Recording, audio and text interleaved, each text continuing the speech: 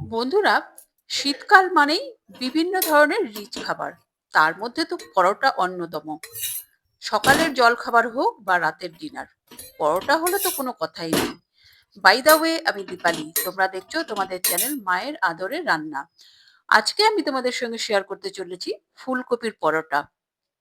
এই ফুলকপির পরোটা বানাতে কিন্তু অনেকেই অনীহা প্রকাশ করে থাকেন যে কেমন জল জলে হয়ে যায়, জল গলে যায়, পরোটা ঠিকঠাক হয় না। তো আজকের রেসিপি তোমরা দেখতে থাকো। তো এই রেসিপি দেখার পর কিন্তু আর একটু অসুবিধা হবে না ফুলকপির পরোটা বানাতে। এখানে আমি নিয়ে নিয়েছিলাম মাঝারি সাইজের একটি ফুলকপি। সেই ফুলগুলোকে আমি ছোট, ছোট টুকরো করে কেটে নিয়েছি। এবার দেখো গ্রেটারে আমি মাঝারি সাইজের গ্রেটার দিয়ে আমি এটাকে গ্রেট করে নিচ্ছি ফুলকপিটাকে। একদম মিহি করলে কিন্তু মুখে পড়লে ভালো লাগবে না। বোঝাই যাবে না যে ফুলকপির পরোটা খাচ্ছ, এবং বড় হলেও কিন্তু ফুল পরোটা ফেটে যাওয়ার সম্ভাবনা থাকে। বেলার সময় অসুবিধা হবে। তো ফুলকপিগুলোর ফুলটাই কিন্তু আমি গ্রেট করে নেব, এবং ডাঁটার যে শক্ত অংশটা সেটাকে আমি বাদ দিয়ে দেবো। এইভাবেই কিন্তু আমি পুরো ফুলকপিটা গ্রেট করে নিয়েছি। তোমরা দেখতেই পাচ্ছ কেমন ঝুরঝুরে হয়েছে। এরপর আমি এর মধ্যে দিয়ে দিচ্ছি ১.৫ ছোট চামচ নুন। সেটাকে মাখিয়ে নুন, ফুলকপির মধ্যে নুন মাখিয়ে রেখে আমি ৭-৮ মিনিট মতো রেখে দেব, যেন ফুলকপিটা একটু নরম হয় এবং ফুলকপির যে এক্সট্রা জলটা আছে সেটা বেরিয়ে যায়। দেখতেই পাচ্ছ নুন মাখানো হয়ে গেছে। এরপর আমি এর চাটনিটা বানিয়ে নিচ্ছি। এর মধ্যে দিয়ে দিলাম আমি ১ম এ ধনেপাতা, তারপর পুদিনা পাতা। ধনেপাতা এবং পুদিনা পাতা আমি ইকুয়াল কোয়ান্টিটি দিয়েছি। এরপর দিয়ে দিলাম ১ ইঞ্চি আদার টুকরো, ২ টো কাঁচা লঙ্কা, ১/২ চামচ গোটা জিরে এবং স্বাদ অনুযায়ী নুন। দুটোই আমি 50-50 দিয়েছি। রেগুলার নুন এবং বিট নুন, এবং এর মধ্যে দিয়ে দিলাম ১ চামচ আমচুর পাউডার এবং সামান্য জল দিয়ে আমি মিক্সিতে ভালো করে ফাইন পেস্ট করে নেব। তাহলেই কিন্তু আমাদের চাটনি রেডি হয়ে যাবে। দেখতেই পাচ্ছ আমাদের পেস্ট করা হয়ে গেছে। তো এবার আমি একটা অন্য পাত্রে ট্রান্সফার করে দিচ্ছি এই চাটনিটা, এবং মিক্সির জার ধুয়ে সামান্য জল দিয়ে দিচ্ছি, কারণ থিকনেস আমার খুবই ঘন লাগছিল, তার জন্য আর একটু জল মিশিয়ে দিলাম। তো দেখতেই পাচ্ছ কতটা টেম্পটিং লাগছে দেখতে। খেতেও কিন্তু দুর্দান্ত লাগবে পরোটার সঙ্গে। দেখো এর মধ্যে কিন্তু আমাদের ৬-৭ মিনিট হয়ে গেছে। এরপর আমি ফুলকপিগুলো একটা সুতির কাপড়ের উপরে রেখে এর জলটা, এক্সট্রা যে জলটা আছে সেটাকে আমি হাত দিয়ে চিপে, চিপে বার করে নেব। দেখতেই পাচ্ছ কতটা জল বেরোচ্ছে। এভাবেই কিন্তু আমাদের চিপে, চিপে জলটাকে বার করে নিতে হবে। তোমরা রেসিপিটি দেখতে, দেখতে চ্যানেলে যারা নতুন এসেছো তারা চ্যানেলটিকে সাবস্ক্রাইব করে বেল আইকনটি প্রেস করে রাখো, যেন পরবর্তী নোটিফিকেশন সবার আগে তোমার কাছে পৌঁছায়। আর রেসিপিটি ফেসবুক পেজ থেকে দেখে থাকলে তাহলে পেজটিকে অবশ্যই ফলো করে রাখার অনুরোধ থাকলো। দেখতেই পাচ্ছ কতটা জল বেরিয়েছে। জলটা কিন্তু আমরা ফেলে দেব না, পরে কাজে লাগাবো। এরপর আমি আটাটা মেখে নেব। এর মধ্যে আমি নিয়ে নিলাম ২ বাটি আটা, এবং এর মধ্যে আমি দিয়ে দিচ্ছি ২ চামচ বেসন এবং ২ চামচ সুজি। তোমরা এই প্রসেসে একবার করে দেখো, দেখবে ভীষণই ভালো লাগবে খেতে। এরপর আমি এর মধ্যে দিয়ে দিচ্ছি ১ চামচ জোয়ান, হাতে ভালো করে একটু ডলে নিয়ে দিয়ে দিলাম, এবং এর মধ্যে মিশিয়ে দিচ্ছি আমি ১ চামচ ঘি। তোমরা চাইলে এখানে দুধের যে ওপরের সরটা জমে যায়, তো সেই সরটাও এখানে ব্যবহার করতে পারো। সেই সরটা দিলেও কিন্তু পরোটা খুবই খাস্তা এবং ভেতর থেকে নরম হয়। তো আমি এখানে ঘি ব্যবহার করলাম। ঘিটা ভালো করে মিশিয়ে নিয়েছি আটার সঙ্গে। এরপর দেখতেই পাচ্ছ যে ফুলকপির যে জলটা বেরিয়েছিল সেটাই আমি দিয়ে দিচ্ছি এর মধ্যে। তোমাদের বলেছিলাম এটাকে আমি পরে কাজে লাগাবো। তো এই ফুলকপির জলটা কিন্তু ফেলে দেব না। কারণ ফুলকপির যে ফ্লেভার এবং খাদ্যগুণ যেটা থাকে, তো এই জলের মধ্যে কিন্তু অনেকটাই থেকে যায়। তো সেই জলটা দিয়ে কিন্তু আমরা আটাটা মেখে নিচ্ছি। পরে আরো জল মিশিয়ে, অল্প, অল্প করে জল মিশিয়ে আমাদের একটা নরম ডো তৈরি করতে হবে। কারণ যা কিছু আমাদের পুর ভরার রেসিপি থাকে, যেমন পরোটা, কচুরি, তো সেক্ষেত্রে ডোটা আমাদের কিন্তু একটু নরম মাখতে হয়, না হলে কিন্তু বেলার সময় অসুবিধা হয় এবং ফেটে যাওয়ার সম্ভাবনা থাকে। দেখো আমাদের আটাটা কিন্তু মাখা হয়ে গেছে। এবার আটাটাকে আমি একটু রেস্টে রেখে দেব, এবং ওপর থেকে আমি দিয়ে দিলাম ১ চামচ সাদা তেল, যেন ওপরের আটার ডোর যে ওপরের দিকটা সেটা যেন ড্রাই না হয়ে যায়। তো তেলটা আমি ভালো করে মিশিয়ে দিয়ে, দেখতেই পাচ্ছ কতটা সফট হয়েছে। এবার আমি রেস্টে রেখে দেবো, যেন উপরের দিকটা ড্রাই না হয়ে যায়, সেই জন্য আর একটা থালা ঢাকা দিয়ে আমি রেখে দিলাম। এরপর আমি পুরটা বানিয়ে নেব। দেখো একদম কতটা ঝরঝরে হয়েছে ফুলকপিটা। অলমোস্ট সব জলই বেরিয়ে গেছে। এরপর আমি এক করে বাকি ইনগ্রিডিয়েন্টস দিয়ে দিচ্ছি। এর মধ্যে দিয়ে দিলাম ১ চামচ আদা পাউডার। তোমরা চাইলে আদা কুচিও ব্যবহার করতে পারো। ১ চামচ ধনে গুঁড়ো, ১ চামচ ভাজা জিরে গুঁড়ো, ১ চামচ কাশ্মীরি লঙ্কার গুঁড়ো, ১/২ চামচ হলুদ গুঁড়ো, ৩ টে কাঁচা লঙ্কা কুচি এবং কিছুটা ধনেপাতা কুচি এবং আর দিয়ে দিচ্ছি কিছুটা ঝুরি ভাজা হাতে ভালো করে ক্রাশ করে দেখতেই পাচ্ছ মিহি করে আমি দিয়ে দিচ্ছি এর মধ্যে। আমি ২ মুঠো মতো ঝুরি ভাজা দিয়েছি। এতে কিন্তু ফুলকপি থেকে জল একদমই গলবে না। আ এবং কতটা দেখবে ড্রাই হয়ে যাবে। এবং কাঁচা লঙ্কা বা ঝালটা তোমাদের টেস্ট অ্যাকর্ডিং ব্যবহার করবে। বাড়িতে বাচ্চা থাকলে সেটাকে স্কিপ করতেই পারো। আমাদের পুরটা কিন্তু রেডি হয়ে গেছে। এরপর আমি আটাটাকে হালকা হাতে আরেকটু মেখে নিয়ে এবারে লেচি কেটে আমি পরোটাটা গড়ে নেব। পরোটার শেপটা কিন্তু খুব মোটাও হবে না এবং খুব পাতলাও হবে না।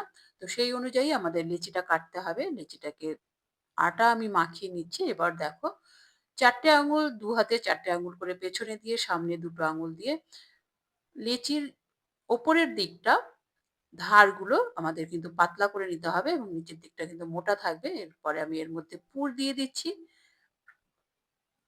চেপে।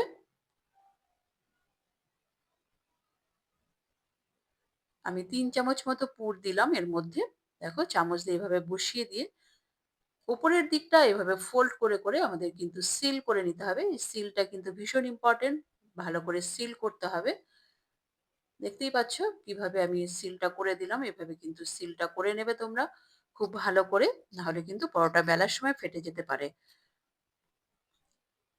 এবং ওপর দিকে যদি এক্সট্রা একটু বেশি হয় তাহলে সেটাকে আমরা বাদ দিয়ে দেবো এবং বাদ দিয়ে ভালো করে মুড়ে দিয়ে আমরা কিন্তু গোল করে নেব। দেখতেই পাচ্ছ এভাবে সিল করে দিতে হবে এবং হাতের সাহায্যে একটু রাউন্ড শেপ করে নিয়ে আর একটু আটা মাখিয়ে নেব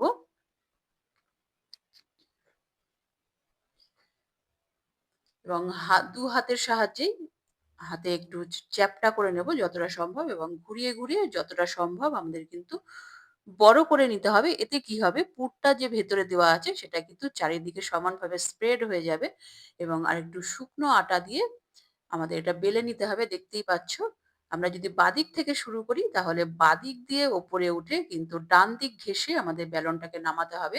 তাহলে কিন্তু পুরটা ইকুয়ালি ডিস্ট্রিবিউট হবে পুরো পরোটার মধ্যে এবং হালকা হাতে কিন্তু আমাদের বেলে নিতে হবে। অনেক সময় কি হয় পুরটা সাইডে চলে যায়, মাঝখানটা পুরো ফাঁকা থাকে। আমি তোমাদের পরে ভেঙেও দেখাবো কিভাবে পুরো পরোটা জুড়েই কিন্তু পুরটা থাকবে। এভাবে কিন্তু তোমাদের বেলে নিতে হবে।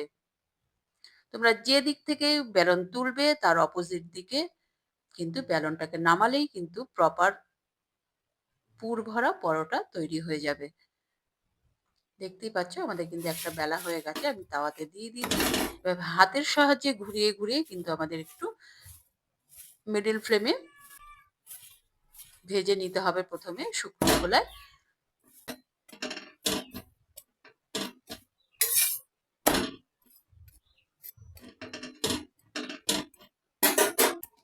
এরপর আমি ঘি স্প্রেড করে দিয়েছি এবং ঘি দিয়ে আমি পরোটাটা সেঁকে নেব।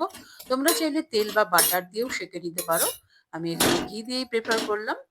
ঘি দিয়ে কিন্তু দুর্দান্ত লাগে। তোমরা একবার অবশ্যই ট্রাই করবে। একটা কিন্তু আমাদের হয়ে গেছে। আমি আরেকটাও তোমাদের করে দেখাচ্ছি। এইভাবে যদি তোমরা করতে পারো তাহলে কিন্তু ফ্যামিলি মেম্বাররা বারবার তোমার কাছে ডিমান্ড করবে এইভাবে এইরকম পরোটা খাওয়ানোর জন্য।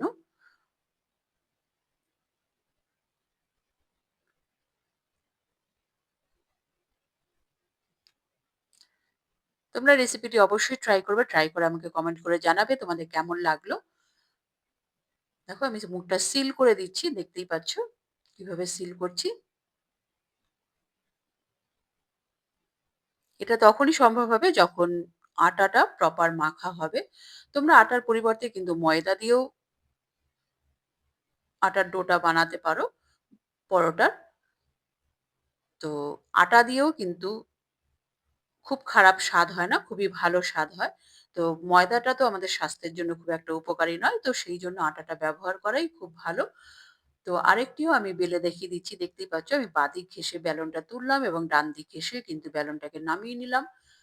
তো এভাবেই কিন্তু আমাদের পরোটাগুলো বেলে নিতে হবে এবং পরোটাটাকে একটু ঘুরিয়ে, ঘুরিয়ে দিতে হবে।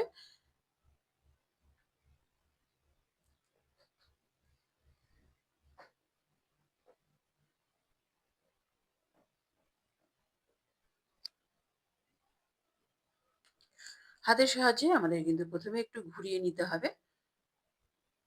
দেখতেই পাচ্ছ।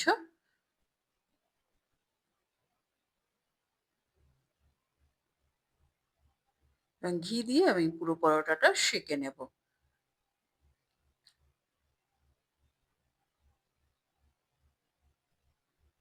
গ্যাসের ফ্লেম কিন্তু একদমই হাই করা যাবে না বা একদম লো করা যাবে না। তাহলে কিন্তু প্রপার পরোটা তৈরি হবে না। তো গ্যাসের ফ্লেম কিন্তু একদম লো মিডি মিডিয়াম রাখতে হবে। দেখো আমাদের কিন্তু রেডি হয়ে গেছে ফুলকপির পরোটা। এবার আমি এটা সার্ভ করে দিচ্ছি। দেখতেই পাচ্ছ কতটা টেম্পটিং লাগছে দেখতে এবং ওপর থেকে আমি বাটার দিয়ে গার্নিশ করে দিলাম। দেখো শীতকালে যদি এরকম সকালের জলখাবার বা রাতের ডিনার হয় তাহলে কিন্তু একদমই জমে যাবে। এবার কিন্তু আমি তোমাদের দেখাবো যে কিভাবে পুরটা পুরো পরোটার জুড়ে আছে। দেখো কোথাও কিন্তু কোনো গ্যাপ নেই। দেখতেই পাচ্ছ। আমি আরেকটা সাইডও দেখাচ্ছি দেখো। এবং দুদিকের লেয়ার কিন্তু সমান। কোনোটা পাতলা বা কোনোটা মোটা নয়। এবার কিন্তু চেখে দেখার পালা। খেতে কিন্তু দুর্দান্ত হয়েছিল। আমি কিন্তু এখানে আমলকি এবং কাঁচা লঙ্কার আচার এবং ধনেপাতা পুদিনার চাটনি দিয়ে সার্ভ করেছি। পরবর্তী এপিসোডে দেখা হচ্ছে।